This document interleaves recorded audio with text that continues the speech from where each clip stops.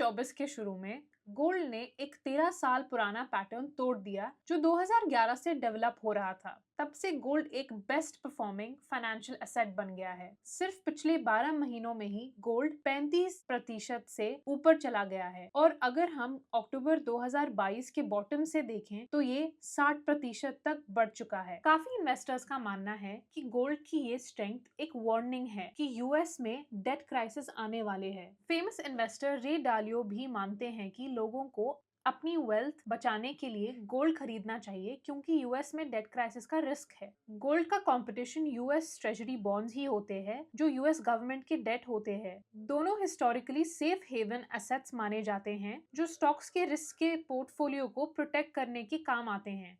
Traditionally लोग treasury bonds में invest करते हैं क्योंकि ये स्टडी इंटरेस्ट पेमेंट देते हैं, पर 2020 के बाद ट्रेजरी बॉन्ड्स की परफॉर्मेंस बहुत खराब हुआ है। यूएस ट्रेजरी बॉन्ड्स को ट्रैक करने वाला ETF TLT 37% गिर चुका है, जिसे जिन इन्वेस्टर्स ने उनका पोर्टफोलियो डाउन हो गया है। इतने टाइम में गोल्ड ने एक सॉलिड रिटर्न दिया है, सेम पीरियड में 80% तक बढ़ चुका है। तो सवाल ये उठता है, क्या ये ट्रेंड जो हम देख रहे हैं एक आने वाले यूएस डेट क्राइसिस का सिग्नल है? सच कहूँ तो ट्रेजरी बॉन्ड प्राइसेस प्रेशर में हैं क्योंकि लोगों को लगने लगा है कि यूएस गवर्नमेंट की फाइनेंशियल स्टेबिलिटी क्वेश्चनेबल हो रही है। मत भूलिए, जो लोग यूएस ट्रेजरी बॉन्ड्स होल्ड कर रहे हैं वो असल में यूएस गवर्नमेंट का डेट होल्ड कर रहे हैं और अब ये डेट लेवल तेजी से बढ़ रहे हैं। ये चार्ट यूएस के टोटल पब्लिक डेट को दिखाता है, यानी जितना पैसा यूएस गवर्नमेंट को अपने क्रेडिटर्स को उधार में चुकाना है, चाहे वो इंडिविजुअल्स हो, बिजनेसेस हो या फॉरेन गवर्नमेंट। 2020 के शुरू में पैंडेमिक से पहले यूएस का टोटल डेट 23.2 ट्रिलियन था, लेकिन 2024 के थर्ड क्वार्टर तक ये लगभग 35.5 ट्रिलियन तक पहुंच गया है। अगर हम यूएस जीडीपी का चार्ट भी ऊपर रखें जो यूएस की इकोनॉमिक ग्रोथ को दिखाता है, तो ये क्लियरली दिखाता है कि जीडीपी की तेजी से बढ़ने वाली डेट को मैच नहीं कर पा रहा। और जीडीपी यहाँ क्रूशियल है क्योंकि ये डायरेक्टली अफेक्ट करता है कि यूएस गवर्नमेंट कितना टैक्स कलेक्ट करेगी जो उनके डेट चुकाने में मदद करता है। हायर जीडीपी का मतलब होता है ज्यादा टैक्स कलेक्शन जब इकोनॉमी ग्रो करती है और वाइस वर्सा। 1960 से लेकर हमेशा जीडीपी यूएस डेट से ऊपर रहा है, लेकिन 2015 में पहली बार ऐसा हुआ जब यूएस का टोटल डेट जीडीपी क्रॉस कर गया। तब से ये गैप सिर्फ बढ़ता जा रहा है,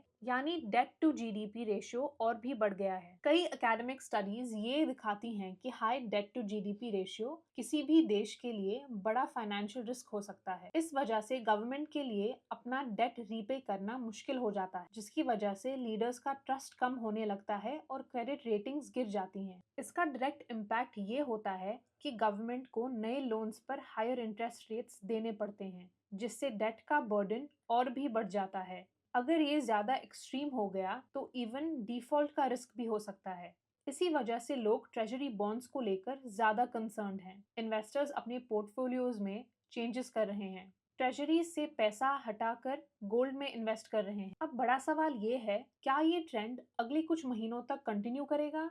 इसे समझने के लिए हम इस चार्ट को देखते हैं जो अर्ली 2000 से लेकर अब तक यूएस गवर्नमेंट की स्पेंडिंग पैटर्न को दिखाता है। ये बताता है कि कब गवर्नमेंट ने अपने खर्चे बढ़ाए और कब उन्होंने स्पेंडिंग कट करने की कोशिश की, जिससे ऑस्टेरिटी भी कहा जाता है। अभी हाल ही में गवर्नमेंट स्पेंडिंग काफी बढ़ गया है जो यूएस गवर्नमेंट डेट को लेकर और ज्यादा कंसर्न क्रिएट कर रहा है। अगर हम इस चार्ट पर गोल्ड का performance treasury bond ETF TLT के अगेंस्ट प्लॉट करें तो एक क्लियर कोरिलेशन दिखाई देता है। जब गवर्नमेंट स्पेंडिंग बढ़ती है तब गोल्ड TLT से बेटर परफॉर्म करता है और जब स्पेंडिंग घटने लगती है तब गोल्ड अंडर परफॉर्म करता है। फॉर एग्जाम्पल, अर्ली 2000s में गवर्नमेंट स्पेंडिंग रैपिडली बढ़ती थी, जिस वजह से गोल्ड ने ट्रेजरीज को आउट परफॉर्म किया। पर 2010 के आसपास जब गवर्नमेंट स्पेंडिंग शार्पली गिरने लगी तो गोल्ड टू TLT रेशियो पर नेगेटिव इम्पैक्ट पड़ा। तब से लेकर अब तक गवर्नमेंट स्पेंडिंग कंसिस्टेंटली बढ़ती रही है।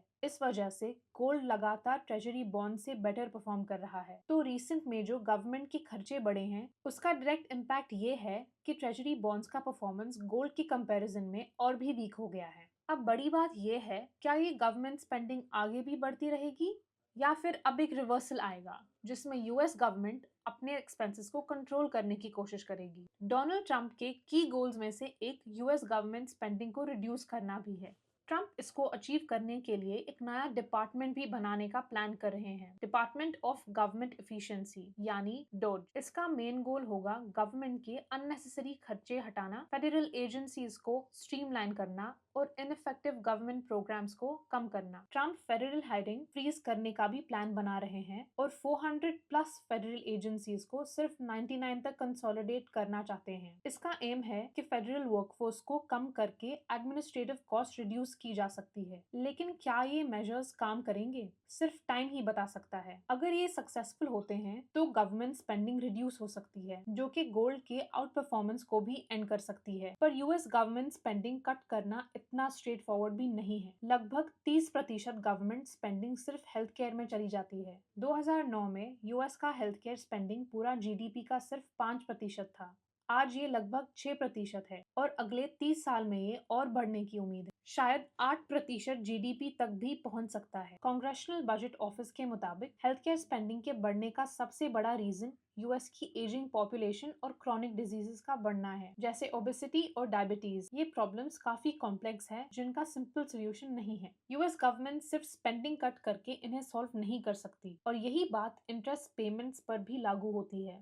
यूएस डेट का इंटरेस्ट पेमेंट गवर्नमेंट के कंट्रोल से बाहर है और ये 3% से बढ़कर 6% तक पहुंचने का एस्टिमेट है। दूसरा बड़ा फैक्टर है डिफेंस स्पेंडिंग। यूएस का डिफेंस बजट फेडरल स्पेंडिंग का 13.3% है और आज के ग्लोबल कॉन्फ्लिक्ट्स और जियोपॉलिटिकल टेंशन के चलते ये और भी बढ़ सकता है। जैसे रशिया यूक्रेन वॉर के शुरू होने के बाद यूएस ने ऑलरेडी 66.5 बिलियन के वेपन्स भेजे हैं। तो अगर नया एडमिनिस्ट्रेशन गवर्नमेंट एक्सपेंसेस कम करने के लिए सीरियस भी है तो भी ये आसान नहीं होगा। हेल्थ केयर, इंटरेस्ट पेमेंट्स और डिफेंस जैसे सेक्टर्स पर स्पेंडिंग कट करना ट्रिकी होगा और ये तीनों मिलाकर टोटल स्पेंडिंग का 50% से ज्यादा हिस्सा है। अगर गवर्नमेंट स्पेंडिंग रिड्यूस होती है, जो एक बड़ा अगर है, तो इन्वेस्टर्स गोल्ड से निकलकर ट्रेजरीज की तरफ शिफ्ट कर सकते हैं। पर अगर स्पेंडिंग्स इसी तरह बढ़ती रही तो गोल्ड का आउट परफॉर्मेंस कंटिन्यू हो सकता है। वैसे भी गोल्ड एक रिलायबल इंडिकेटर रहा है कि मार्केट यूएस डेट सिचुएशन को कैसे देख रहा है और गोल्ड की रीसेंट रैली दिखाती है कि मार्केट अभी भी यूएस डेट को लेकर कंसर्न है, एटलीस्ट अभी के लिए। Capital.com पर हम ऐसे मार्केट डेवलपमेंट्स पर अपडेट्स देते रहेंगे। आप TLT, ETF और गोल्ड CDFs को Capital.com प्लेटफॉर्म पर ट्रेड कर सकते हैं। Thanks for watching.